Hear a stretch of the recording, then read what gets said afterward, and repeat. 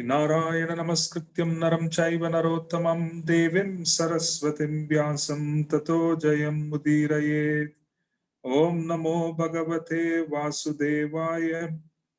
Om namo bhagavate vasudevaya. Om namo bhagavate vasudevaya. Hare Krishna. So we are continuing our discussion of the 9th chapter of the 3rd canto of Srimad Bhagavatam. We stopped at verse 5 in the previous session, but we set the theme of discussion for the chapter. What is noticed in the entire chapter, while Lord Brahma, who is the head of our parampara, he is practically the origin of the parampara, and the parampara, the bona fide Vaishnava paramparas have Mother Lakshmi, Lord Shiva, Lord Brahma, and Kumaras as primary heads. And Lord Brahma is the origin of our parampara. So in one sense, if the sampradaya is headed by a personality who is connected to the Lord, then his teachings and his particular view becomes predominant in our minds, in our hearts, because he practically represents the origin of the parampara. Lord Sri Chaitanya took initiation, and as a consequence, we belong to the Brahma Madhva Gaudiya Sampradaya. But the teachings of Lord Chaitanya are an enhancement and are not covered in the extraordinary detail that we see in the writings of the Goswamis in any other Sampradaya. No other Vaishnava Sampradaya deals with the topic of Vrajaras. They do not deal with the topic of the propitiation of Sri Sri, Radha and Krishna and their most intimate associates exclusively. There is a mixture of focus on Aishwarya, and as a consequence, there is a greater focus on Krishna's manifestation as Lord Narayan. And Rasa, which is the fundamental connection between the Jiva and Krishna, has different flavors, and based on those flavors, one comes in touch with the parampara, one also comes in touch or is fortunate enough to be able to come in touch with Vrajaras. So the primary mellows of Dasya, which is servitude, Sakya, which is fraternal friendship, Vatsalya, and Madhurya, these are 4. But then there is a neutral mellow, which is not included in the Gaudiya Vaishnava Siddhanta. We do not have opportunities for neutrality in the Gaudiya Vaishnava paradigm, which means there can also be a neutral relationship with Krishna, where one doesn't serve Krishna, but then is ready to offer service if Krishna were to come and engage the person. So, in other words, it's like a tree which cannot move, but if Krishna were to come and then sit under the tree would be very happy to render service. If Krishna were to walk on a blade of grass, if Krishna were to walk on a piece of stone, then the stone and the blade of grass would be extraordinarily fortunate to render such service. But this is a neutral relationship. Lord Chaitanya encouraged relationships where there is active participation and desire to serve. Now, this is not seen in neutrality. And those who develop rasa, which is a connection to the Lord, but have a neutral tendency, those devotees primarily are followers of those who give them direction to approach Brahman, which is the effulgence of the Lord. So these are Brahmavadis who basically do not have motivation for relationships. These are yogis who do not have motivation for service within the relationship. And this basically falls in the category of Shantaras. Shantaras is where one doesn't really make any special endeavor towards wanting to serve one way or the other, but is happy to provide themselves if the Lord chooses to happen that way, which is basically what Shantaras is. And Shantaras, when it thickens and when it becomes more intense, it practically gives an opportunity for the devotee to approach the Lord in his Brahman feature, approach the Lord in his Paramatma feature. So Sri Chaitanya Mahaprabhu does not allow much scope for that, in the sense that there isn't scope in Brajaras for such, I would say, inertness or inactivity. There has to be active service. So for instance, in Vrajaras, there is a tendency of the devotee to believe very deeply that Krishna is dependent on them. And this is true because the devotee believes that Krishna is dependent on them. Mother Yashoda believes that my child has not eaten, my child has not slept, my child, as he goes to the forest, is not safe.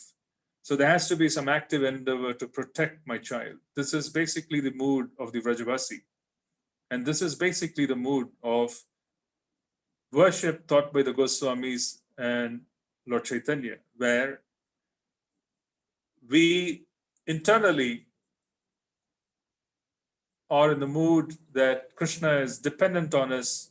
And so as a consequence, we will make all kinds of attempts to please him and to keep him happy, because this is our Krishna. So this is the mood of the Vrajavasis. They are cooking for him, they're taking care of him, and they're also in great anxiety if he were to come in touch with any kind of danger, because they feel that he can't protect himself. So they feel very compelled to offer protection. But this is the nature of the relationship where there isn't even the slightest tinge of Aishwarya.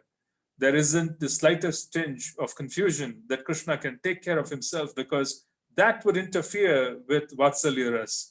That would interfere with fraternity, which is the Sakyaras. That would interfere with Madhuryaras. If Krishna were to basically present himself as the supreme who can take care of everything, then it would be an issue. Here, the object is Krishna, and the devotees basically do not want to have any other confusion about what the relationship is. The relationship is of service. And this relationship of service is with unadulterated love. So our position begins when Aishwarya, which is awe and majesty found in Vaikuntha, ends. So the awe and majesty found in Vaikuntha begins in Dasyaras. So there's recognition of the Supreme Lord Narayana. But then there's deep dasya, there's a very deep sense of servitude, because he is presenting himself in awe and majesty. And as a consequence, he's practically giving a message that everybody is dependent on him and he's going to offer protection. Everybody is dependent on him. So there is a certain mixture of awe and majesty in that particular relationship. And that is seen in Vaikuntha.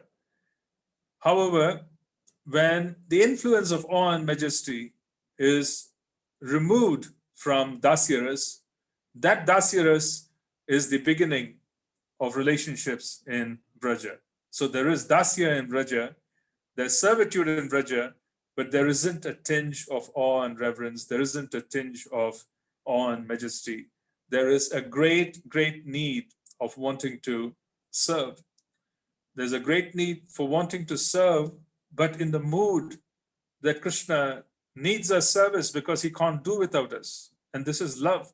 It has got nothing to do with false pride. It has more to do with loving him so much that they're constantly in anxiety about his service. So this is our position. Srila Prabhupada wanted this. Yes, it is Lord Chaitanya's movement, and Lord Chaitanya's movement will take care of itself in one sense, that the mission of Lord Chaitanya does not require help. It can spread itself because of his glories. That's how powerful he is. It is also the example given in scripture. Lord Ramachandra is the supreme personality of Godhead. He is one without a second. Why would he need monkeys? Why would he need animals for him to cross the ocean and then to annihilate Ravana? Why would he need so many associates? He does not need any help because he is the Supreme Personality of Godhead. However, he engages everybody in his service because that is precisely how a servant develops a sense of deep pleasure and happiness. This is to give rasa and happiness to the devotees. So in our case, in Vrajaras, Yogamaya, Sri Yogamaya, who is particularly the connection between us and Krishna, she's practically arranging the connection between us. She arranges it in such a way that we actually believe that he is dependent on us. And this is exactly how we are also stimulated to believe by the literature that is produced by the acharyas. We are also exactly how we are motivated to believe this by hearing Krishna Katha of how the interaction of the different residents of Vraja with Krishna manifested. So Krishna's situation in Vraja is one which is extraordinarily special. And in such circumstances, the idea of Lord Brahma speaking about very confidential topics in the parampara, it doesn't happen. It actually happens because Lord Chaitanya practically took initiation in the Brahma Madhva Gaudiya Sampradaya. And as a consequence, what we do find is that we identify with one of these four pillars. And the teachings of Lord Brahma are also very relevant to us as jivas and eternally conditioned souls who are striving to get out of the universe. But what is found in Lord Chaitanya's teachings and what is being offered by the Goswamis and the teachers and the other great devotees who have come in the line of Lord Chaitanya is not found anywhere.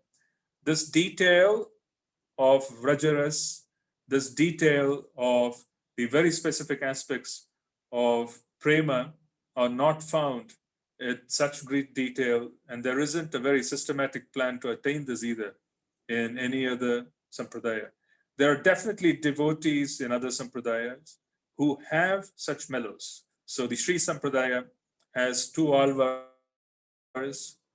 who practically have written about Madhurya Ras. Their own expression and connection with Krishna is in Madhurya Ras. So their own expression of poetry is in Madhurya Ras. So it does not mean that there aren't devotees in the other sampradayas who practically are in Madhurya Ras with Krishna. However, there has not been a systematic presentation of how to attain Vraja Bhakti or how to basically understand Vraja Bhakti, how to understand the nature of Krishna in Vraja, where there isn't a tinge of Aishwarya, there isn't a tinge of awe and majesty. There aren't rules and regulations. One is motivated by love. So this particular aspect of there aren't any rules and regulations, one is motivated by love, that isn't found in other sampradayas. But in our situation, it is highly documented. It is almost documented to the point where we would know that from one stage to another, what is it that is required for one to make progress? It is highly documented where one would be able to understand their own level by scrutinizing and being very sincere while they read the literature of the Goswamis. Like, for example, Vishwanath Chakravarti Thakur's Madhurya Kadambini or Rupa Goswami Pad's Bhakti Rasamrita Sindhu. One understands where they are.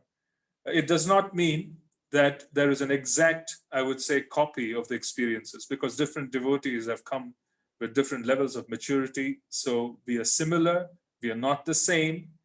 So one may attain a higher level of bhakti within a very short period. One may attain a higher level of bhakti within a few lifetimes. So there are different gradations of our connection into Vraja Bhakti. There are different gradations of our evolution in bhakti. However, there is definitely a set structure in terms of activity, set structure in terms of the arrangement of opportunity, and very, very clear instructions given by the acharyas because of their own experiences.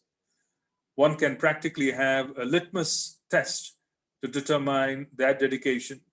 For example, Srila Raghunath Das Goswami authors several poems, and one of them, the Falashruti, reads that you would be able to see a particular pastime of Sri Radha and Krishna if you are in Vraja and you have no other desire other than to be in Vraja. So if there are desires of wanting to do things other than wanting to be in Vraja, those pastimes are not manifest. So there is a very clear delineation that you can actually witness the eternal pastimes if your heart has been purified and you have come very close to attaining complete prema.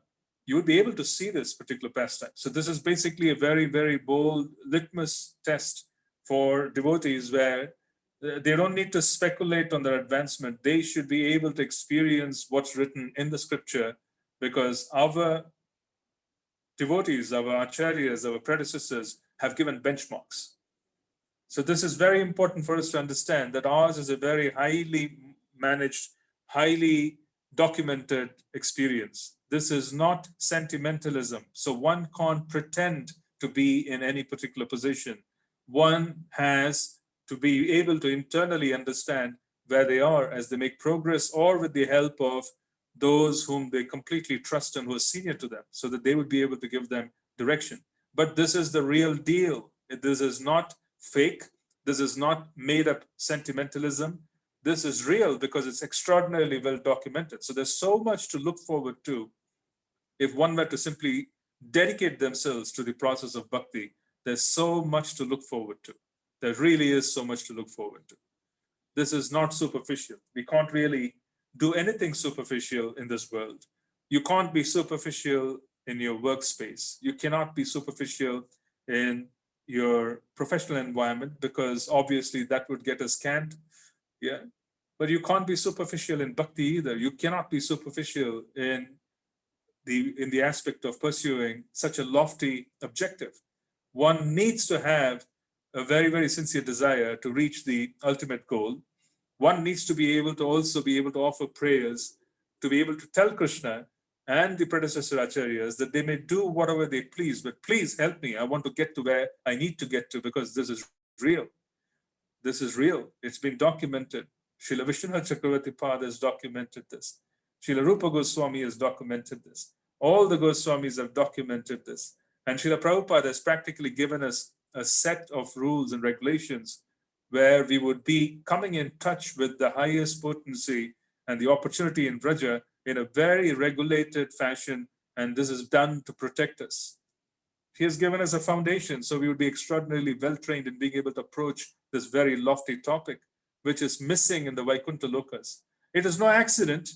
It is no accident. You can't ignore the fact that the other sampradayas do not have the level of detail about Vraja Bhakti as much as we do. So you can't really say that we are not different. We are different. Lord Chaitanya's devotees are different. We fall in the last 4 rasas which have been given by we fall in the last 4 opulences of the Lord. Yeah, the last 4. He has 64 opulences, Krishna. Lord Narayan has 60 opulences in the absolute limitless scale. Krishna has 64 opulences in the limitless scale. So Krishna practically is surrounded by prema madhurya. He's surrounded by devotees who are deeply in love and whose behavior is extraordinary. It cannot be compared with any other realm. It cannot be compared with Vaikuntha-vasis. This is very different. That's why it's Krishna's opulence. It's an opulence of the Lord. The prema, the Krishna is the object, and then the devotees basically are the ones who are in love with him. As a consequence, their hearts are filled with a certain kind of opulence, which is prema, that is not found even in the Vaikuntha Loka. So this is an opulence, an ornament that Krishna broadly proclaims, and which is agreed upon by Srimad Bhagavatam and agreed upon by the great saintly personalities, that this is Krishna's specialty. So our objective is to practically fit into the mold of Krishna's specialty. Yeah. So there are the 4 madhuryas, right? There is the Leela Madhurya, very, very special Leela, which is unprecedented, which is not seen in any other incarnation. And then you have Venu Madhurya, the sweetness of his flute. And then you have the Prema Madhurya, right? So you have the opulence of Prema, which is basically being surrounded by devotees who are filled with an extraordinary level of love, which is unprecedented. So this is our objective. We have been given an extraordinary objective. And the fourth opulence, of course, is the extraordinary form of Krishna. Krishna, when you look at him, he is crooked, his tribanga, he is crooked in three places as he stands. He's playing the flute. You will not find this in any other depiction of the Supreme Personality. This is Krishna's specialty, where he is depicted in the Tribanga Rupa. So this is this Rupa Madhurya, his extraordinary nature and his extraordinary beauty, his Rupa, is surrounded by Prema Madhurya, extraordinary devotees. So imagine this. Krishna is wearing this opulence of being surrounded by extraordinary devotees. And we happen to be on the path of wanting to be one of those devotees. How lofty is this objective? How rare is this objective? Can anyone claim there's even an equal? Absolutely not, because Shastra says this is the opulence that is not even found in Lord Sri Narayan of Vaikuntha. This opulence of being surrounded by devotees who are drunk and extraordinarily inebriated with prema, inebriated with prema, which means they are completely overwhelmed by prem ras to Krishna. This is an opulence, and this is practically one of the features of Krishna, where he claims that this is practically why Krishna is special. And our objective is to become one of those devotees. So this is an extraordinary goal. And how can this extraordinary goal be achieved with superficial endeavor? How could we achieve this with partial endeavor? We can't be superficial, we can't be partial even in material activities. You cannot be superficial with your workplace. You can't be partial with the workplace and with family maintenance. These are very mundane aspects. You can't be superficial, partial with activities that can be considered to be very, I would say, regular and very, very much seen in this world, because we will fail and we would get pointed out and we'd probably even lose our jobs, and there could be problems at home if we are superficial in taking care of responsibilities that are a part of the house. So how can we be superficial? How could we do this part-time? This is a full-time opportunity, which is practically a once-in-a-lifetime opportunity, or once in hundreds and millions of lifetimes opportunity to become in touch with Lord Chaitanya. The jiva coming in touch with Lord Chaitanya's movement is so rare. Now, but even then, when we reach Srimad Bhagavatam, we are preparing ourselves for the 10th canto. So we are in the 3rd canto.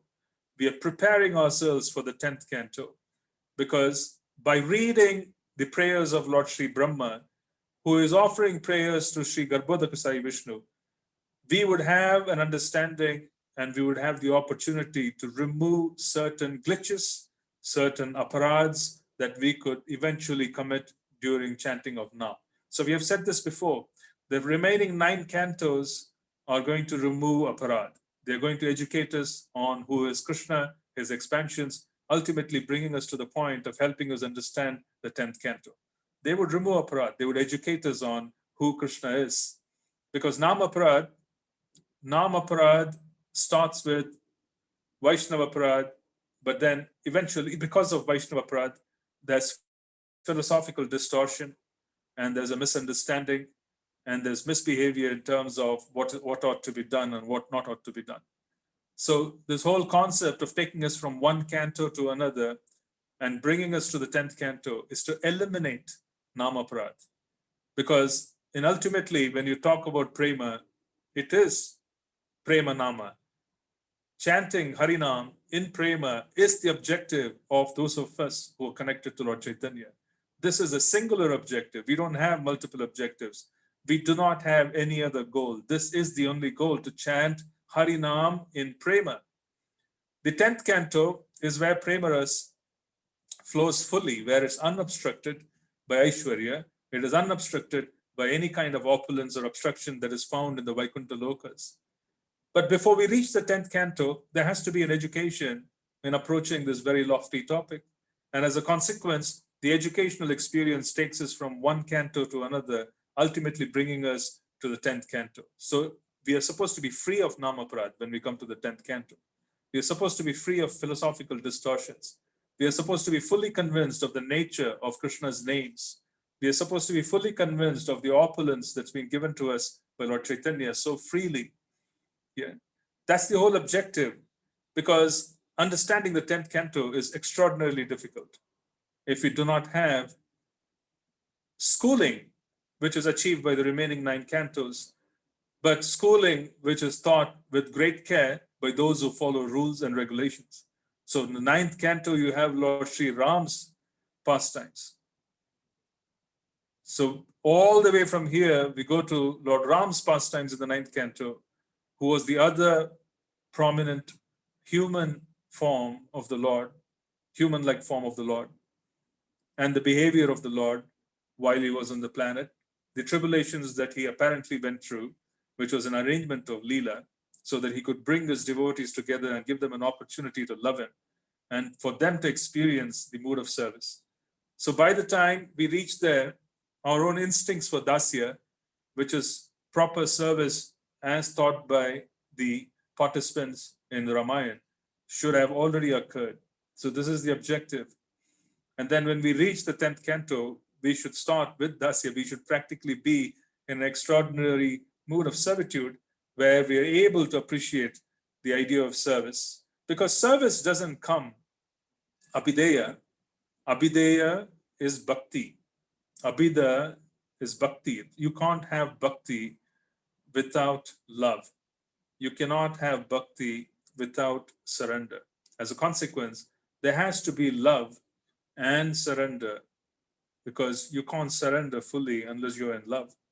There's no question of someone putting a bunch of rules in front of us and saying you should surrender, because there would always be a rebellious attitude in following rules. There would always be a certain sense of wanting to break rules. So there's no question of being able to surrender unless there's full love. So in Krishna, he is demanding complete love. He is saying attain prema, because by attaining prema, you would be able to perform abhideya, which is bhakti. You will know how to serve me. And then you will attain even greater level of prema. So it's practically the idea of falling in love, surrendering, serving, and then experiencing even greater love as we move forward in the relationship. So this is practically an experience. This is being authored to us and taken on a very structured path all the way up to the 10th canto. So this is very important for us to understand that each and every canto is removing a glitch. What is the glitch which Lord Sri Brahma is removing through his prayers in this chapter? In these prayers, one of the most important aspects that we should notice and understand is that he does not like his job. It's fascinating to see that the creator, the secondary creator of the universe, the Guna Avatara, who is an expansion of the Lord, who is called Swayambhu, is actually in lamentation. He is saying, these people are foolish. They have such fruitive desires, and I'm forced to create this universe. I'm forced to create all these bodies. I'm forced to create all this environment so that they could fool around and be even more controlled by their nature, which is lower, which is they're basically controlled by the material energy. So he is actually lamenting. He is also lamenting about the fact that these jivas, they can't understand. Why can't they understand? They are such fools. So he's practically lamenting his service. So he's performing his service in austerity because he's practically gained an understanding of the real deal. He already has an understanding. He has performed austerity for thousands of years, and he has had a vision of Lord Narayan, and he is able to see Lord Narayan, and as a consequence, he understands the goal, and he also understands the distraction. And ultimately, he's being forced to create an environment where these jivas with all kinds of fruitive desires who are just waiting to re-enter the universe, to engage in their activity, are going to fool around in the universe, and they're going to get entrapped because it's so powerful. They can't really get out. So he is lamenting. There's also a specific verse, as we're going to read today, where he is actually offering prayers to Sri Garbhodakashayi Vishnu, where he's telling him that, please, dear Lord, do not please allow me to be filled with pride. He's afraid. He is actually afraid. These are qualities of someone who have received something very valuable. Aparad is done by those who have no idea of what they have received in the course of bhakti. They're committing offenses because they have no idea what they've received in bhakti. They haven't. They have no idea that what's being given to us is not available elsewhere. What's being given to us is singularly focused worship of Krishna for attaining prema, is practically the most lofty goal, and we have been given such a goal. Krishna himself proclaims that I'm surrounded by wonderful devotees. And imagine if we have to qualify for that role of being surrounded by his devotees and also surrounding him. This is our station. This is where we are trying to go to. Now, when someone receives something very precious, they don't want to lose it. Then they become quite vulnerable. And there is a certain sense of humility that comes into the heart because they become vulnerable and they feel that they are not qualified. They've been given something very special. And then they start depending on the giver for protection. That mood is being seen in Lord Sri Brahma. He's practically offering prayers here saying, Krishna, yes, I am going to be the creator. I'm going to create this environment, this sandbox where the foolish jivas, they're going to play around because of their fruitive desires. But Krishna, please don't make me filled with false pride. I may get filled with false pride for achieving this wonderful creation. And I may lose my position because there's an extraordinary position at your lotus feet you have granted me. I might just lose that position. So you're seeing the secondary creator, the Gunavatar, offering prayers in humility because he understands what he has already received. There's a certain sense of deep humility. There's a certain sense of fear of falling into false pride. False pride is a condition of identifying with the body. And this false pride is not very easy to shake off because it's quite subtle. The more subtle the anartha, it's going to last much, much longer. Which means the mode of goodness in the material universe, because it's not pure, it's interspersed with the mode of ignorance and passion, has the ability to introduce anarthas which are difficult to shake off, which means you can shake off and spot the mode of ignorance. One can say that these are 4 regulative principles and I'm not supposed to violate these principles. It's easy to identify.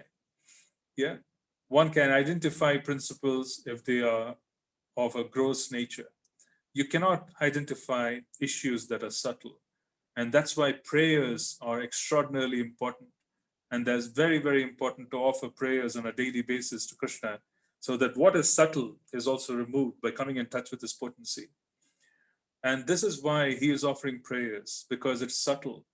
It's very subtle. You can't really make out if one develops false pride, or it cannot, you can't understand it because it's quite subtle. It's very deep. And it requires the help of the Lord. It requires deep mercy. It requires mercy. So he's actually offering prayers to receive mercy so that he doesn't get captured by false pride. He does not get captured by the false pride of wanting to create this sandbox. And he's also bemoaning his fate. He is bemoaning his fate, not because he's complaining about service. He is bemoaning his fate because he's actually engaging in an austerity where he feels that these jivas, they had such wonderful opportunity. Dear Lord, why are they wanting to go and incarcerate themselves again? What kind of activities will they engage in which are going to make it even more difficult for them to escape? So he's practically lamenting that he is the one who has to create that environment. Just as much as the external energy of the Lord, Maya Devi, she laments. She laments about the jivas who practically are engaging in activity with no clue about what's available beyond the material sphere. And at the slightest opportunity, she's ready to offer mercy. She connects people to the Lord as Yogamaya.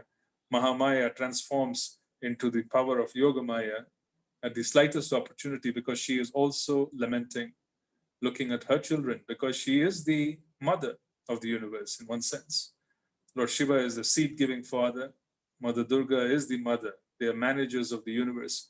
And they look upon the jivas and they are also in grief because the jivas do not have the opportunity to recognize their position at the lotus feet of Krishna. They are in grief. At the first opportunity, Lord Shiva and his consort will give mercy at the very first opportunity, saying, yes, this is what you're supposed to do. This is the beauty of the system that we are involved in. Every demigod of any particular standing as of today knows the mission of Lord Chaitanya. If the devotees of Lord Chaitanya's movement take up the movement very seriously, take the instructions very seriously and dedicate themselves, they will receive all kinds of cooperation. They will receive all kinds of blessings simply because of the fact that they know that this is the mission of Lord Chaitanya. Whoever is adhering to the mission will receive a lot of mercy. There would be, I would say, a certain ease for the devotees. And in reality, that's the case. Yeah, there's a certain ease for the devotees in being able to exist, even though they could be carrying all kinds of burdens and being able to move forward. Yeah, they can practically be engaging in devotional service even with all kinds of tribulations, because there's a certain blessing that's given by the managers of the universe as well, because they are all aware that Harinam is being propagated. They're all aware that Lord Chaitanya's mission is on. They're all aware and they're eager to participate and render service and to assist those who are trying to participate in the mission of Lord Chaitanya. So we are very fortunate in that sense, because there's cognizance of the mission of Lord Chaitanya. No one would instruct otherwise. If they have an opportunity, they will not instruct them to do anything other than chant Harinam. Yeah, that's basically it. So fundamentally, the point which we want to make here is that we need to have an understanding of our position. We also need to have an understanding that unless we pay attention to the cantos that precede the 10th canto, we don't have the hope of understanding the 10th canto. We really don't. And what do we learn from Lord Brahma's lamentation is that he is the Guna avatar, and he is creating a sandbox, and he is lamenting that the jivas are caught up in that particular sandbox. And they are practically building castles, they're building all kinds of temporary establishments which are getting destroyed. And they practically pat themselves on the back for endeavoring in such activity. So he's lamenting that. And he's also lamenting that he is basically, he's wanting to save, because there's a heart, his heart is soft.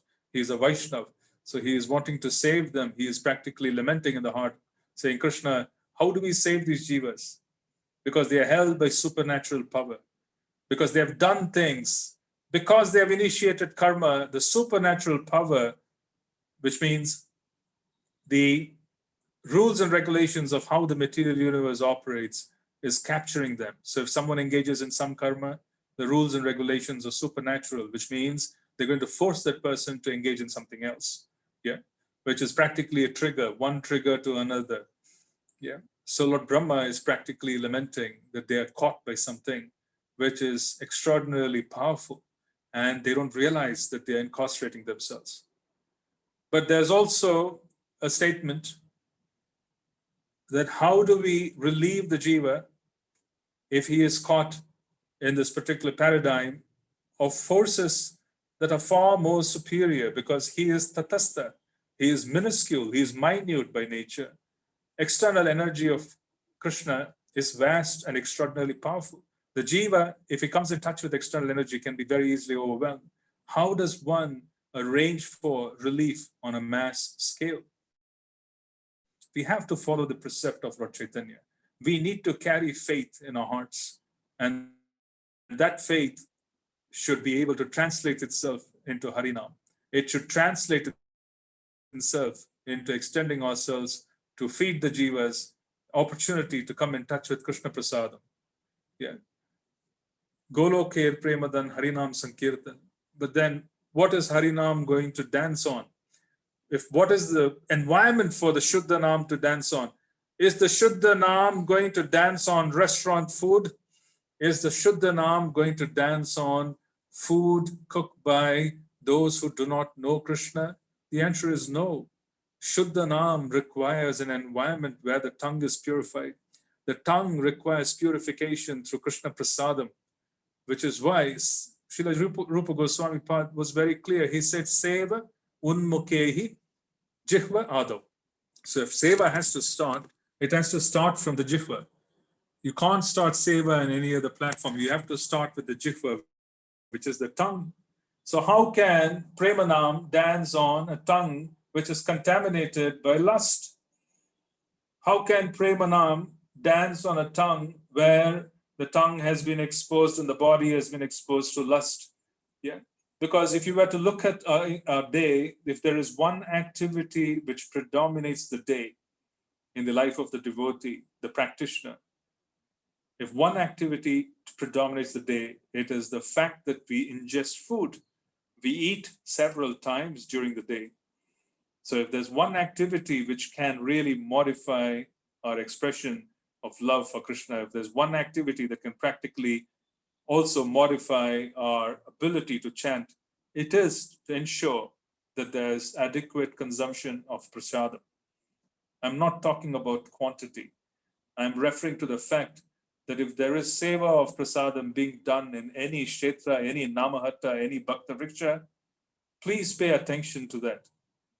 Nothing is going to manifest without prasadam. Nothing at all.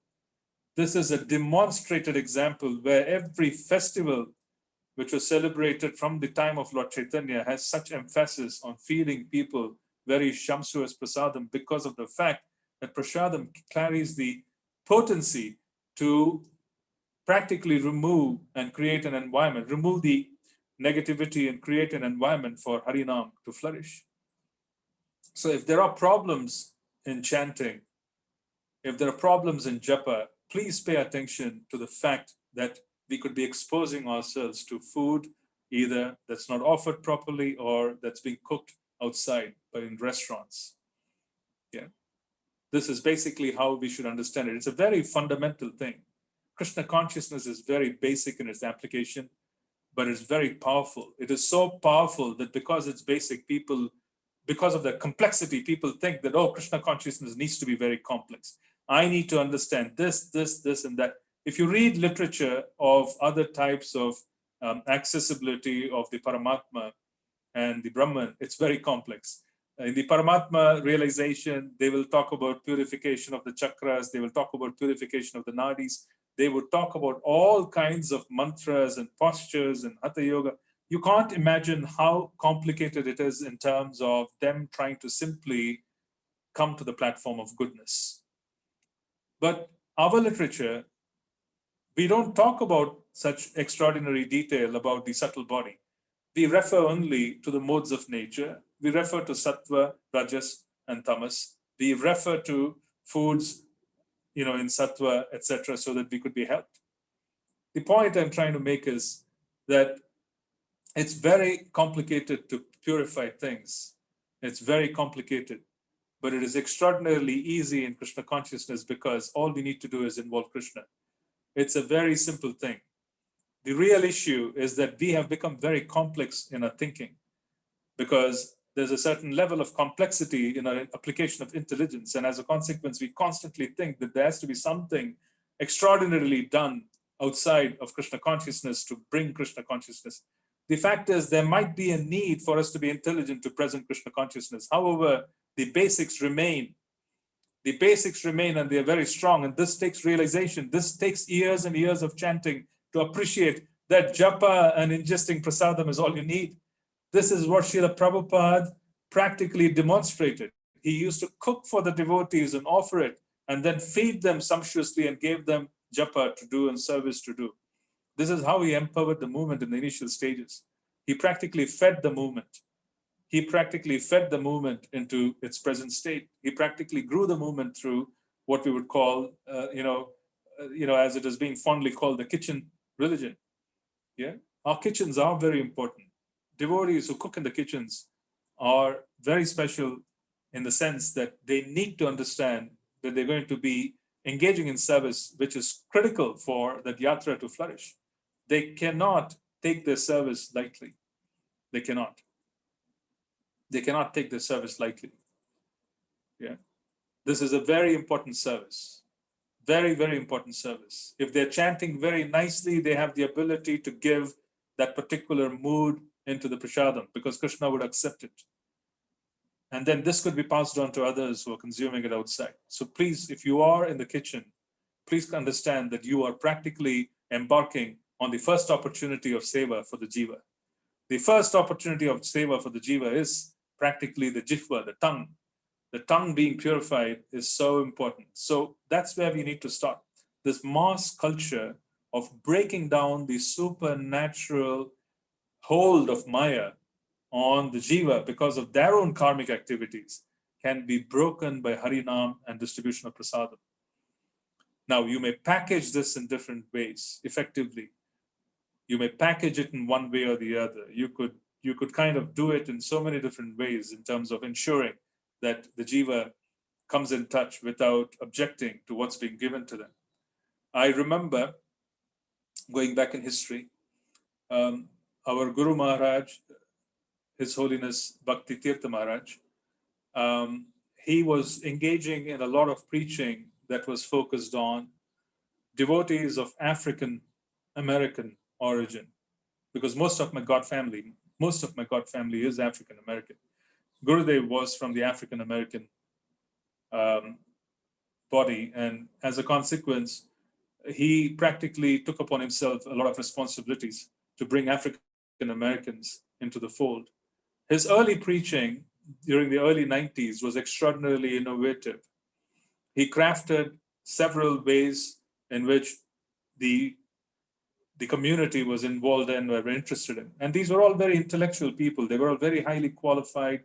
They were in good positions in Washington, D.C., because I know that many of them were doctors, lawyers, government officials, very high up in government. And he practically crafted a philosophy, or rather he crafted a certain program to ensure that they don't get bewildered by the presentation. But he was very strict about what was offered.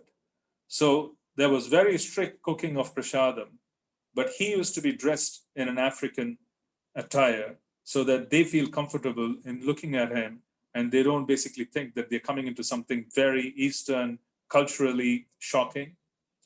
So some of my God brothers and God sisters, they were confiding to me once as I was talking to them. They were saying that they didn't even know they were joining ISKCON when they after the initiation. Even after the initiation, they were chanting 16 rounds. They were chanting 16 rounds, and they were practically worshiping Krishna with all the rules and regulations very strictly. But they weren't aware that they were actually in ISKCON. So you can craft very innovative programs while maintaining the essence. You can maintain the essence, which is very strict adherence to and faith in Harinam, very strict adherence and faith in the teachings of Srila Prabhupada, which is to follow the principles. And at the same time, wonderful prasadam, but you could package it to make it more palatable so that it's less culturally shocking. In the modern day, it's not an issue. But then consider this around 30 years back. This was an issue in America where people were involved in all kinds of different kinds of experimenting with religion. They were involved in all kinds of experiments with briefly touching what I would call as Eastern religion, yoga, etc. Then there was a lot of interest in Egyptian Egyptology. Yeah, Egyptology caught the interest of a lot of people because they found that it was an ancient culture. They wanted to examine what it was. So there's a lot which was going on then. So you need to kind of be able to navigate and traverse and capture all of these people and bring them to one platform, and then be able to give them the essence in a very powerful, unadulterated way. The cultural experiences of Krishna consciousness followed, but then the initial part was packaged well. So I remember during the memorial for my Gurudev in Washington, D.C., it was quite extraordinary. There was a imam from a local mosque in Washington, D.C. who came and he spoke. There was a rabbi from a local synagogue. There was the bishop of a prominent church in Washington, D.C. What I found was very fascinating, that they were all very influenced and cultivated by Bhakti Tirtha Maharaj, His Holiness Bhakti Tirtha Maharaj, during that time of preaching. And all of them had study groups where they were practically discussing his teachings. Yeah. Whether you like it or not, America is a very religious country. 70% of the people do believe in the existence of angels and higher forces. You wouldn't believe how religious they are.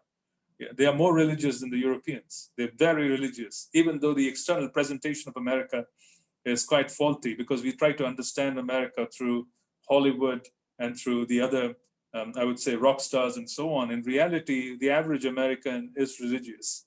And so there's a lot of exploration of religion and studies, and there's a lot of exploration of all kinds of, I would say, systems and technologies and spirituality that's always being seen there.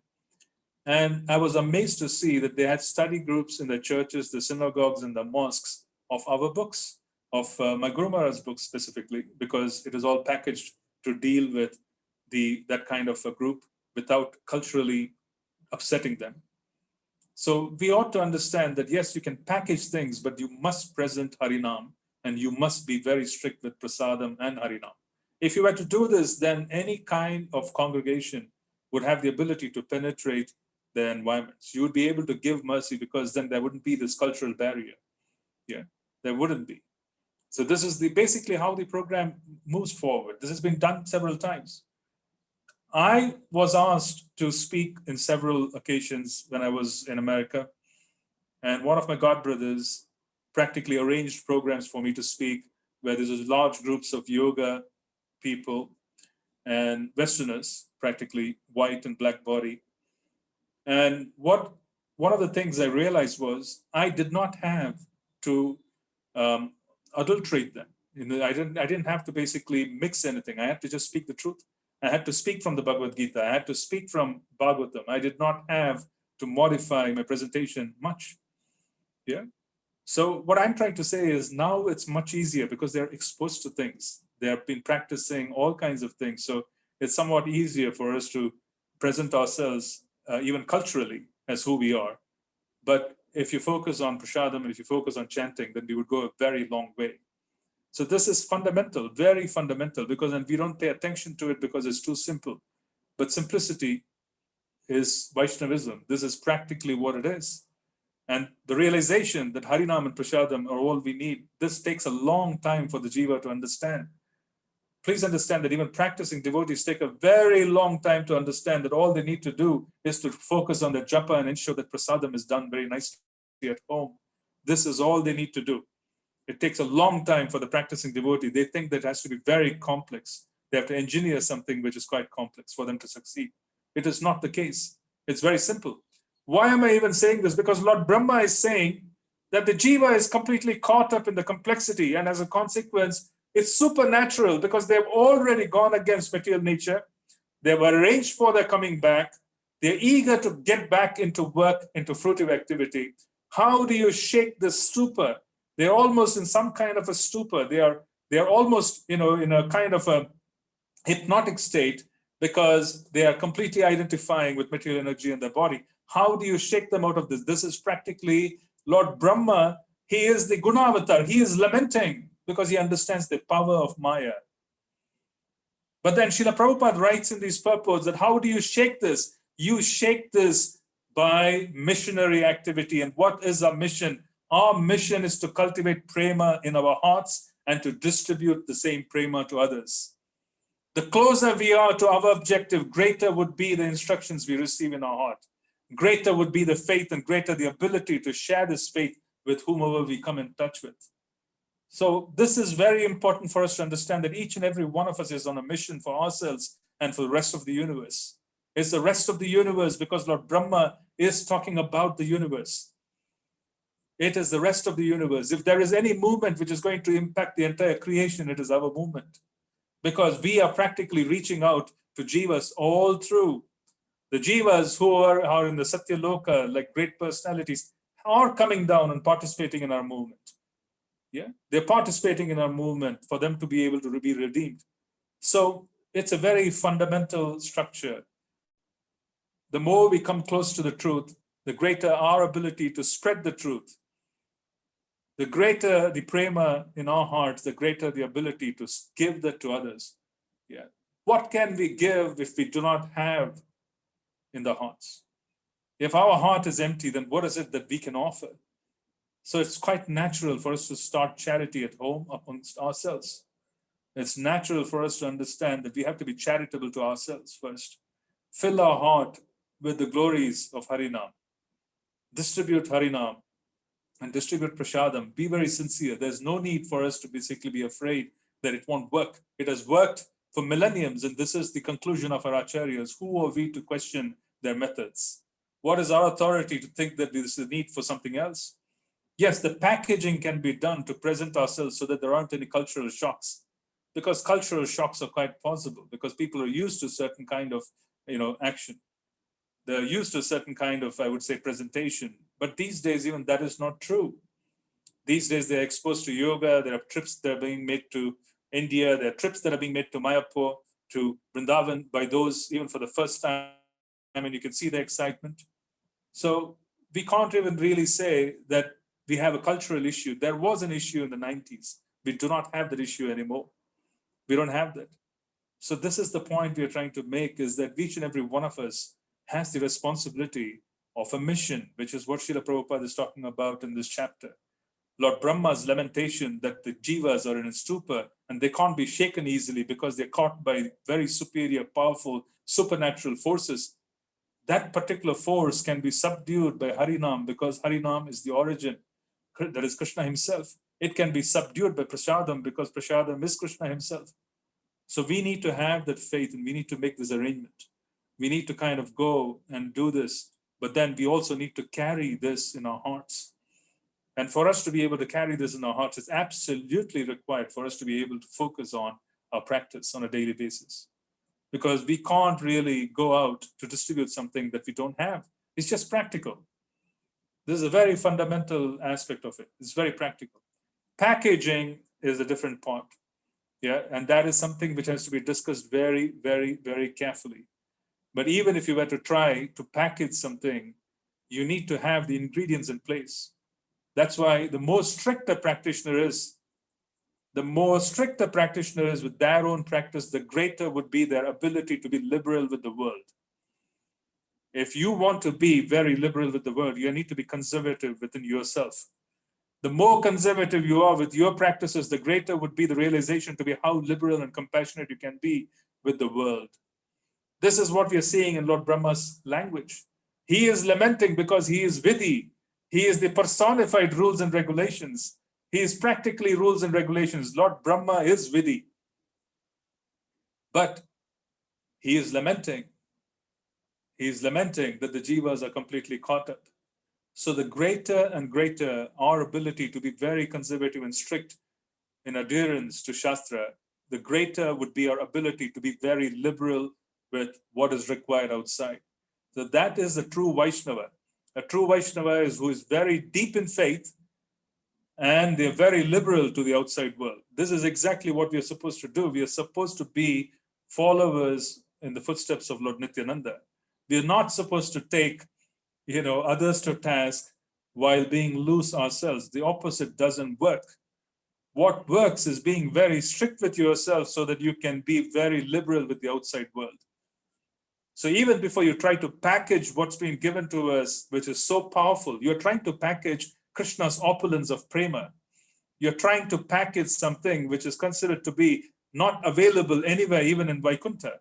So even if we make an attempt to do that, we need to first surrender and be able to receive it in our hearts and then become empowered. But then be very strict with yourself, then you can be liberal with others.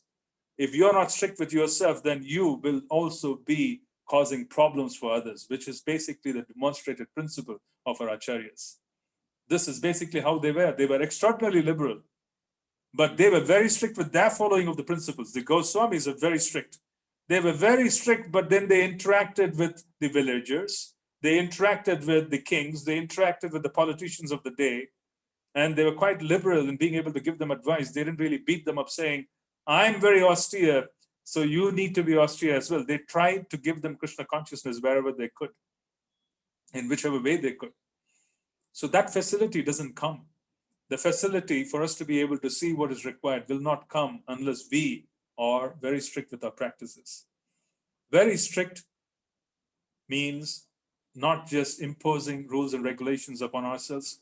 Very strict means ensuring that we take the words of our Guru, we take the words of Srila Prabhupada and the Acharyas very strictly into our hearts and have complete faith and implement those in our life on a day-to-day basis.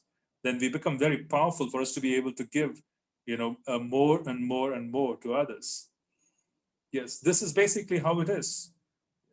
Yeah, the more poor the practice, the more loose the practice, greater would be the criticism of others.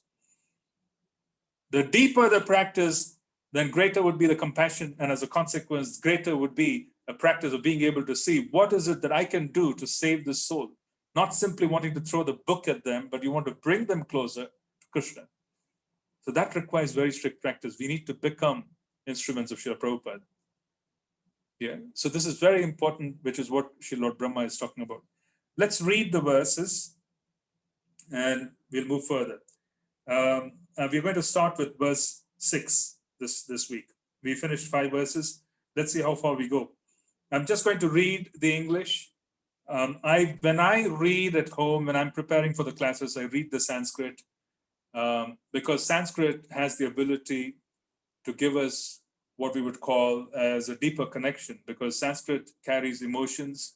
English does not, but given the time and given the fact that Srila Prabhupada has so kindly worked day and night to give us translations which are very, very accurate to the purpose of giving us bhakti, we should depend on the translations, as much as we can, given that we have time constraints. So we'll go with that. Because we are doing an entire chapter, we will go with this.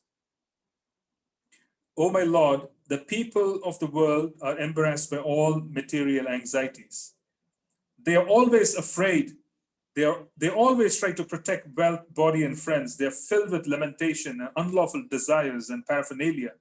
And they avariciously base their undertakings on the perishable conception of mine, and mine. As long as they do not take shelter of your safe lotus feet, they are full of such anxieties. This is Lord Brahma. He's practically lamenting that I'm creating this particular playground for the jivas, but they're just going to come and incarcerate themselves, and they're going to be caught up with the external energy, which is so powerful because it's the Lord's energy. So he is lamenting. Oh my Lord, persons who are bereft of all auspicious performance of chanting and hearing about your transcendental activities are certainly unfortunate and are also bereft of good sense. They engage in inauspicious activities, enjoying sense gratification for a very little while. O great actor, my Lord, all these poor creatures are constantly perplexed by hunger, thirst, severe cold, secretion and bile, attacked by coughing, winter, blasting summer, rains, and many other disturbing elements, and overwhelmed by strong sex urges and indefatigable anger. I take pity on them and am very much aggrieved for them. This is our Creator. He's practically lamenting, and he's practically describing our condition. So it's not an easy service. It is not an easy service to be Lord Brahma. You can see this. He's practically suffering. Yeah, he's very aggrieved. Oh my Lord, the material miseries are without factual existence for the soul. Yet as long as the conditioned soul sees the body as a means for sense enjoyment, he cannot get out of the entanglement of material miseries, being influenced by your external energy. Such non-devotees engage their senses in very troublesome and extensive work, and they suffer insomnia at night because their intelligence constantly breaks their sleep with various mental speculations. They are frustrated in all their various plans by supernatural power. Even great sages, if they are against your transcendental topics, must rotate in this material world, which means one could be very highly situated in the mode of goodness, but then the mode of goodness is not free of the influence of passion and ignorance. So nashta prayeshu abhadreshu, if Krishna were to take up the removal of passion and ignorance, nashta prayeshu abhadreshu, then that goes away. But on the own, you can't handle material nature, because even if you are in the mode of goodness, there would be some bewildering aspect of passion and ignorance which can touch us, because you are within the universe. Oh my Lord, your devotees can see you through the ears by the process of bona fide hearing, and thus their hearts become cleansed and you take your seat there. You're so merciful to your devotees that you manifest yourself in the particular eternal form of transcendence in which they always think of you. See, this is the beauty. Here, this verse says, you manifest yourself in the particular eternal form of transcendence in which they always think of you. For different people, the Paramatma can be seated in the heart as Nrsimhadev, Varahadev, Kurmadev, depending on whom they adhere to and they're attached to. Yeah. The Paramatma practically manifests in that particular Rupa because the Lord takes over and he appears in that Rupa to receive service. So for us, Radha and Krishna can be in the heart. For Lord Hanuman, Sri Sita Ram, Lakshman, the Ram Parivar can be in the heart for Lord Hanuman. So here this verse is, you manifest yourself in the particular eternal form of transcendence in which they always think of you.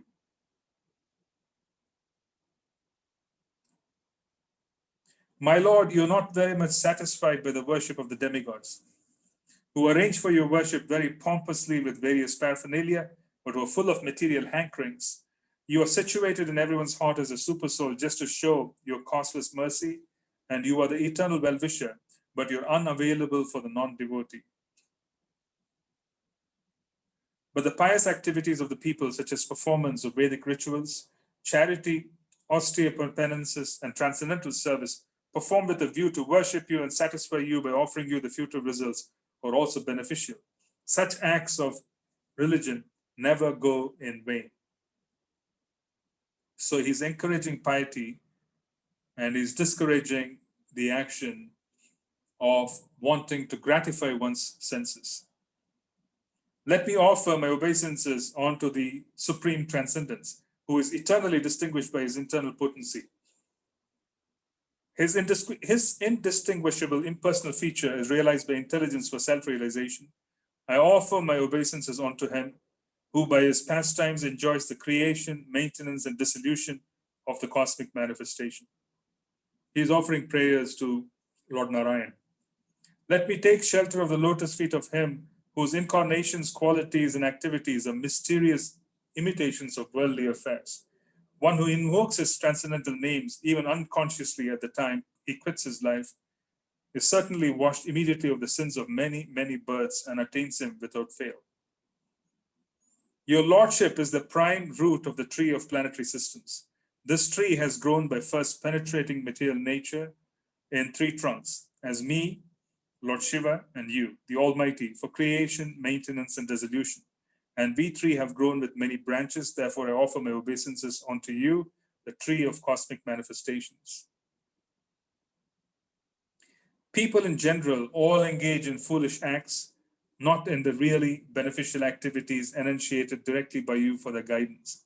As long as the tendency for foolish work remains powerful, all their plans in the struggle for existence will be cut to pieces. I therefore offer my obeisances unto him who acts as eternal time. Eternal time, Krishna appears as eternal time and puts an end to the illusion. Because if the illusion doesn't end, it's perpetuated and it is strengthened over a period of time. And as a consequence, the jiva is further put into deeper illusion.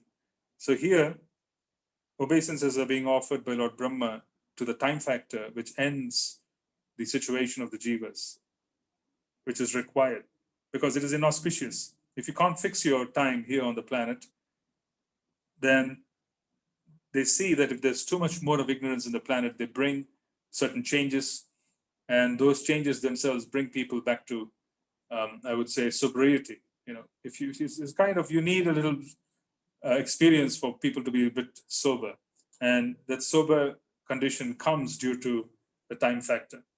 Your lordship, I offer my respectful obeisances unto you, who are indefatigable time and the enjoyer of all sacrifices. Although I am situated in an abode which will continue to exist for a time duration of 2 parardas,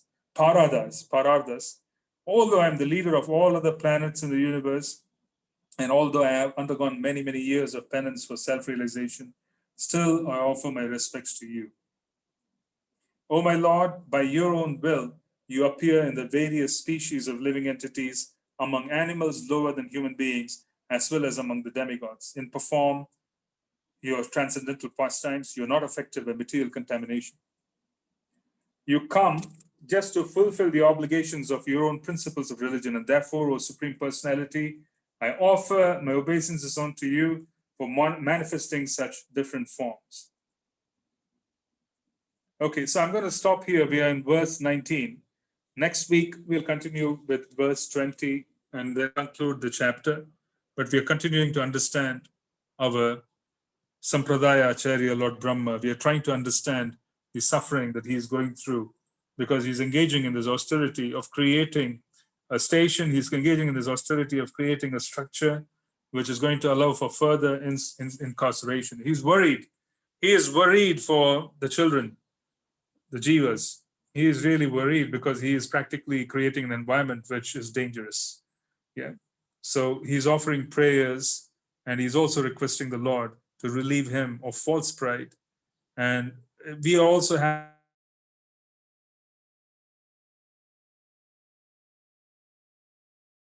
that our lineage is us to practically participate in Prema Madhurya, which is one of the opulences of Krishna. So how can there be any other objective in life?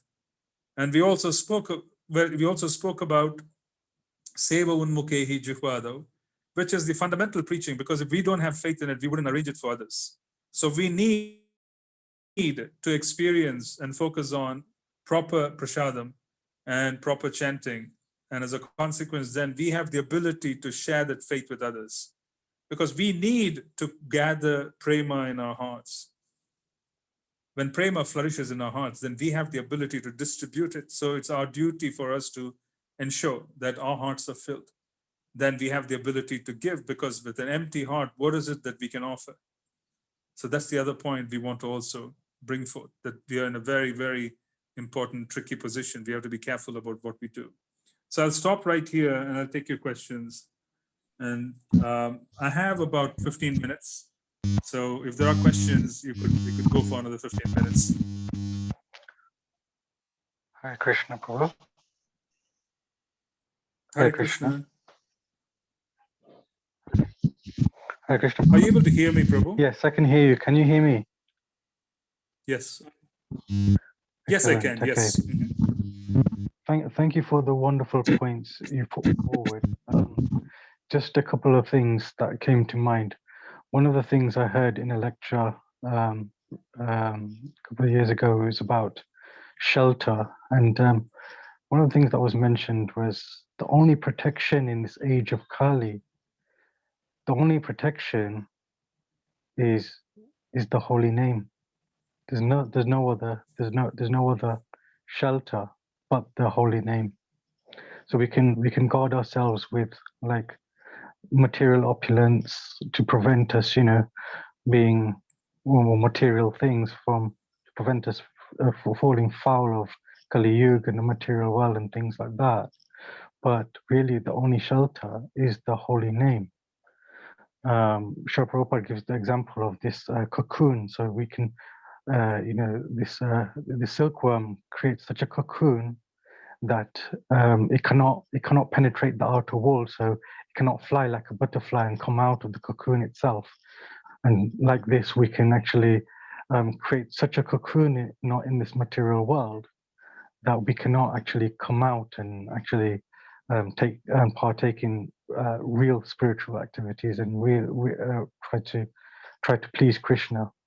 We could end up cocooning ourselves in material things. And this is so something I wanted to ask you actually about this. That I remember back many years ago. So this was late 90s and things like that. When we used to see at the Sankirtan party in the streets, there'd be very much a lot of dancing, chanting, to the extent that there'd be devotees jumping 2 feet into the air. But come like late 2000s, around say about when we go after 2000, then a lot of changes sort of happen in the movement where it feels a bit less active, as it were, more consciously thinking about things. And whereas, like you said, this is actually a simple thing where you dance in ecstasy for their lordships. So these changes, you see certain changes happening even within our movement. Some trends starting to happen. Whereas before there were devotees really dancing, really going for it, and then there's a sort of like a slower shift away from that maybe. And then you also see conscious active devotees, and then there's devotees who are kind of inactive, but they also have very deep realizations in Krishna consciousness. So how do we consolidate that? How do we take that, knowing well that being strict on ourselves enables us to be very active in Krishna consciousness? Yeah, it's a good question, because the idea of inspiration does not necessarily mean activity on the streets. The idea of inspiration is such that it is very powerful. You could draw inspiration from devotees who are not so active, but they are very cultured in terms of their practices, who have gone very deep. Just coming in touch with them and their practices and their abilities, etc., you kind of develop the inspiration. And then it could be our nature to be a little bit more outward. So what I am trying to say is that, and this is not answering the shift that occurred in the movement. I'm just merely referring to the mixture of those who are more boisterous or more extroverted versus those who tend to be a little bit more quieter and want to engage in their bhajan. Both of these groups have and will contribute and inspire each other. If one is open, you can be inspired by both. You can be inspired by both kinds of categories of devotees, those who are quiet and those who are very much, I would say, external in terms of, they are able to lead extraordinary kirtans, they're able to enthuse big crowds, and they're able to take kind of a large group of people and then enthuse them in, in Harinam, etc., versus the very steady practitioner who is very steady and who is very focused on the service, and they're a great inspiration. What I've noticed is that Vedic religion overall contains an extraordinary level of sat. The greater the potency of Balaram, greater the potency of Sandini, greater would be the ability of such a philosophy to exist in the world and to permeate, and greater would be the ability of the philosophy to not be distorted and, what I would call as being subdued by lesser forces. So Vedic religion in general has a lot in terms of truth. So the point I'm just trying to make here is that the propagation of and the practice of Harinam by devotees, and in a similar fashion, if someone carries a tremendous amount of truth in their heart in terms of the realizations, their qualities would become very manifest. It would inspire others. What I'm trying to say is they do not need to speak. Their actions and their simple presence would just be able to inspire scores and scores of devotees. And what would happen is Krishna and his Sandini potency, which is Balaram's potency, would extract the qualities of such subdued devotees as well and present it to the world so that they could be inspired. They may not come forth because of their nature, but then it would come out. Krishna would just extract it and then represent it so that he could kind of, distribute that extraordinary nature to everybody else. This has happened in Srila Prabhupada's times. Yeah, you have all kinds of wonderful contributions from devotees who were very good managers, and some of the devotees were not very good managers, but they were very good brahmanas. Some of the devotees were neither good brahmanas or neither good managers, but they were extraordinarily good and humble in their demeanor. As a consequence, that inspiration practically pushed the yatra forward because they could reflect and say that this wonderful quality is a manifestation of the holy name. So you have different categories of devotees contributing, and we carry those impressions in our heart so that we could redistribute it, so we can reflect on it and we redistribute it. Yeah. So that's what I'm trying to say, for example, is this is just one thing about Pankajangri Prabhu and Jananivas Prabhu's, them being together as twins and then being steadfast in Mayapur over all these years and being dedicated and going through all kinds of hardship. That was such a great inspiration for the movement. So Lord Narasimhadev and Radha Madhav, their worshipable deities, brought forth these qualities and made them quite prominent, even though they particularly did not position themselves to distribute themselves or broadcast or preach and so on and so forth. Their qualities came out. Their qualities practically came out. If there's a very high level of truth, and if there's a very high level of understanding of Krishna consciousness, it will come out. It will come out and to be arranged by Balaram, Lord Balaram, to be distributed so that the devotees would appreciate. Yeah. So this is basically a fact that we have seen demonstrated over the period of time. So we do not need to bring these devotees out. We simply need to understand their glories so that their glories could be shared and could be inspiring for others. This is very important so that they could feel very encouraged themselves, so that they don't feel alienated, they don't feel that what they are is not what they ought to be. So that's the other point. My Guru Maharaj, when he was preaching as a spiritual master in Ghana, in Africa, and all those places, he found that the African Americans and even African devotees, they had very high level of energy. So he had to enthuse them. And as a consequence, he had to dance. He had to be boisterous. He had to kind of dance and practically demonstrate, the enthusiasm that is required, not falsely, but purely as a matter of service, because that is also required.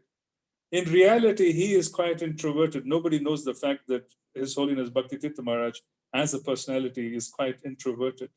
Externally, people have seen him, being very, very participative, boisterous, but then he is quite introverted. So there was a lot of service that was done to enthuse other devotees and souls to move forward as well.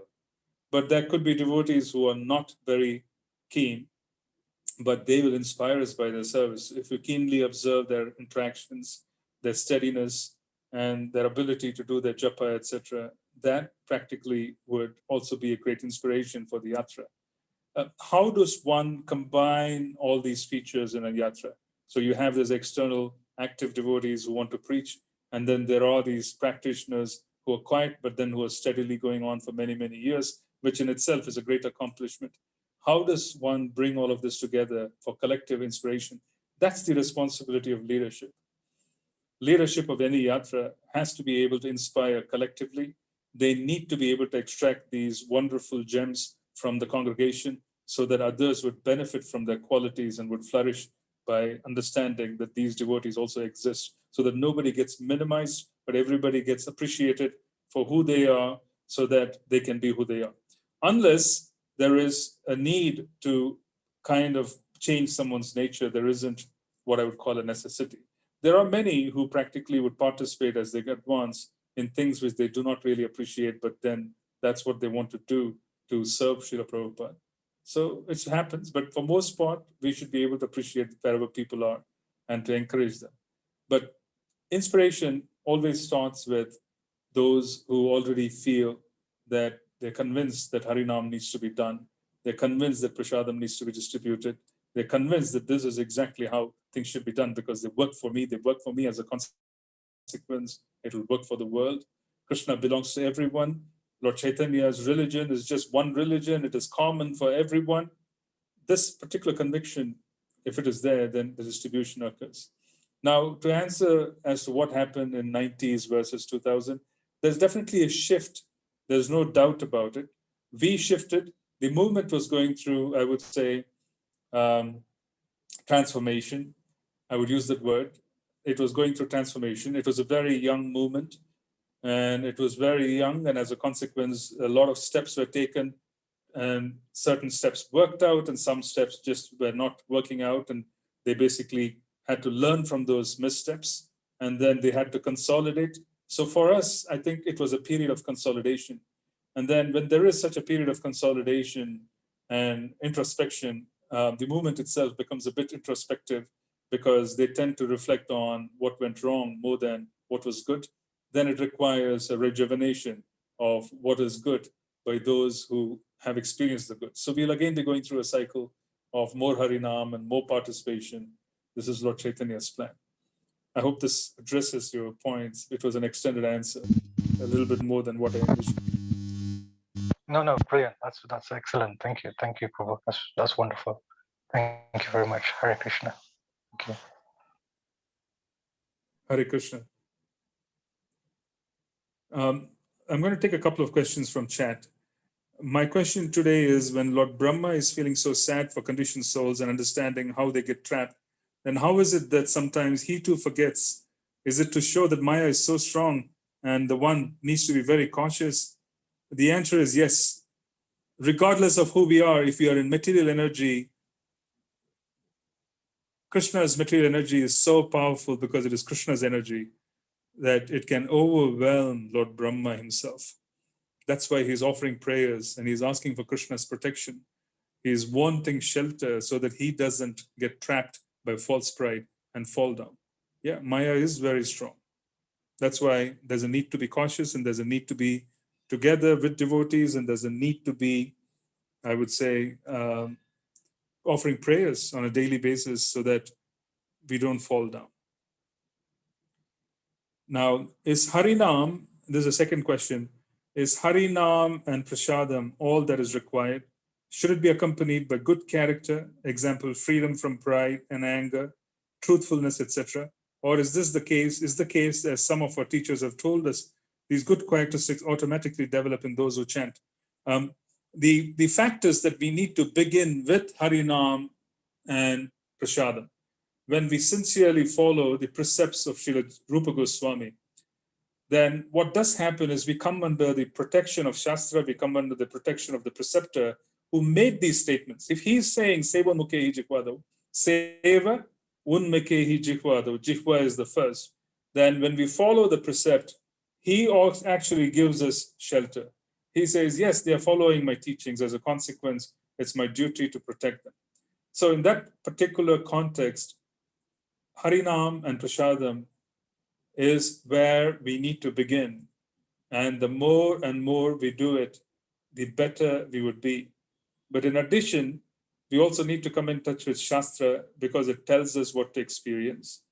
It also corrects us like a mother would correct a child. So we also learn from the precept and the action of other souls who have gone through this process by coming in touch with the examples given in Shastra.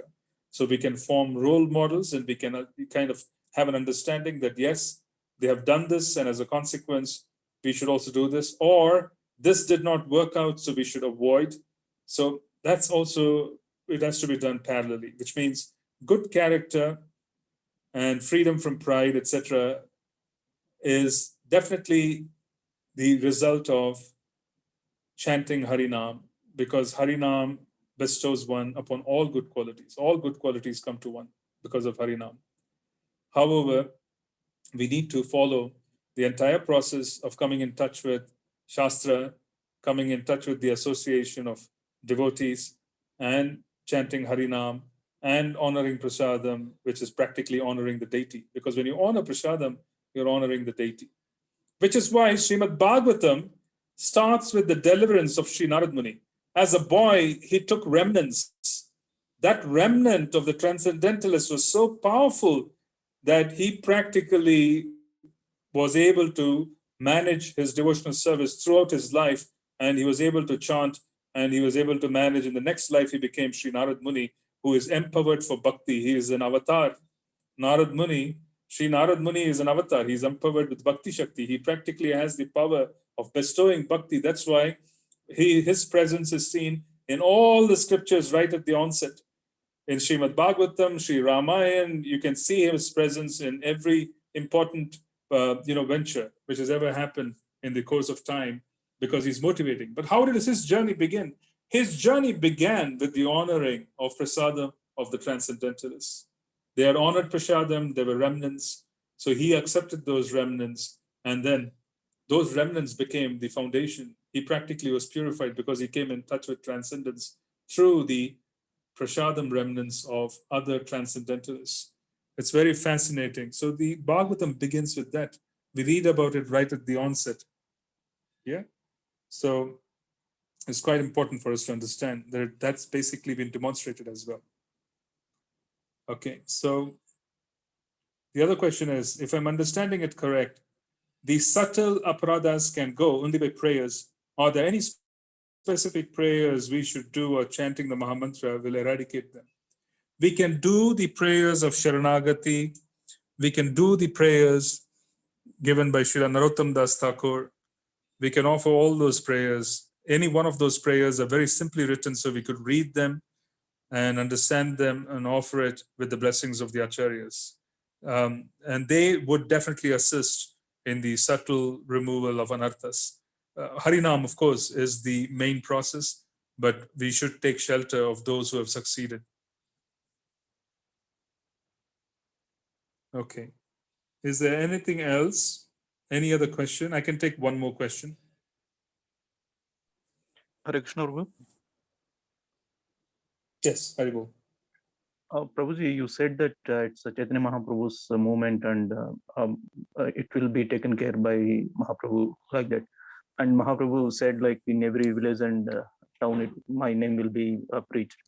But seeing practically Yes. seeing it, like, more and more people are becoming not interested in spirituality, and so like so much enamored by the materialistic progress, all that, and the kids also, their education is completely secular and they are completely losing the touch with the culture, everything. Then what is your comment about how it's going to be possible? Definitely will be possible, but how to understand this? But practically we are seeing so much degradation only. Well, true, there is no doubt, even, and we should also understand, and we should understand from history. When Mahaprabhu came and he distributed Harinam throughout Bharatvarsha, Lord Nityananda distributed the mercy of Mahaprabhu in Odisha and in Bengal and all those places. And Srila Prabhupada advented, but before Srila Prabhupada, there was Bhaktisiddhanta Saraswati Thakur, who opened 108 branches, I think, 108 branches of Gaudiya Math within India. And then before him, Bhaktivinoda Thakur. But when Shri Bhaktivinoda Thakur came, the teachings of Lord Chaitanya were already highly distorted by people who were quite deviant, and they were presenting a philosophy which was not in line with what Sri Mahaprabhu had taught, or what was not in line with the teachings of Mahaprabhu as discovered in the scriptures of the Goswamis or Krishnadas Kaviraj Goswami in the Chaitanya Charitamrita. So Srila Bhaktivinoda Thakur, who is an eternal associate of Lord Gauranga, he appeared and he took it upon himself to reconstruct Lord Chaitanya's movement. A single man, a single person, one devotee who is so powerful came back from the spiritual sky to practically put the entire movement back on track, rediscovering Lord Chaitanya's pastimes in Mayapur. He practically re-established the birthplace of Chaitanya Mahaprabhu. Then his son was a single devotee who practically had, I do not know, thousands of disciples who spread the movement in different parts of India. They had temples all around. So the whole thing also blew up wonderfully. When I use the word blow up, I'm talking about it positively. When Srila Prabhupada came, he took the whole concept and he distributed it throughout the world. So what we are seeing is that we are not waiting for Mahaprabhu's servants to come. What we are seeing is that they have the ability to empower any one of us to do our part to assist the planet. And we have history to remember. We've always seen that Mahaprabhu's movement has always been spreading, and there have been devotees, extraordinary devotees who have come and who have done extraordinary work. So we should have faith in the arrangement of Mahaprabhu. And at the same time, we should be looking at our sadhana, and we should be looking at what we can do to contribute. Because any contribution would go a very long way. But we should understand that the arrangement would be made and we can play a role. So we prepare ourselves and we work hard so that we can practically take shelter of Srila Prabhupada and do our part. but have the confidence that Mahaprabhu has practically made these arrangements over 500 years, which was quite fascinating. It's fascinating to see during Bhaktivinoda Thakur's time that there wasn't a bona fide copy of Srimad Bhagavatam to be found. It was very difficult for him to find a single copy. But then today we have Srimad Bhagavatam in every phone. We have Srimad Bhagavatam practically in most homes of people who have come in touch with us. They've been distributed. They're distributed in most libraries in the West. People have stopped using libraries as they used to before, but then it's in every library, which means that Srimad Bhagavatam, with all its magnanimous mercy, is sitting in different parts of the world. So all of these are wonderful arrangements that have already been made.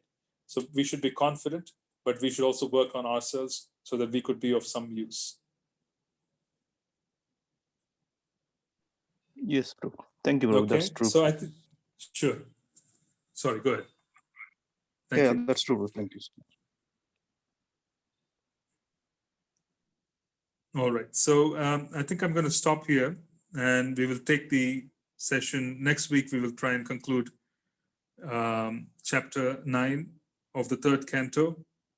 But these are very, very powerful chapters. How often do we get to hear about the internal realizations of the Creator, Lord Brahma? How often do we get to hear about what he was thinking? Yeah. So this is extraordinarily powerful. We don't really think that way because we don't realize that this is very confidential. Yeah. We don't even reveal our hearts to someone. And this is basically the creator of the universe who is revealing his heart and is lamenting the process. So we are in a very good, fortunate position to be able to come in touch with such realizations so that we could take advantage. So thank you very much.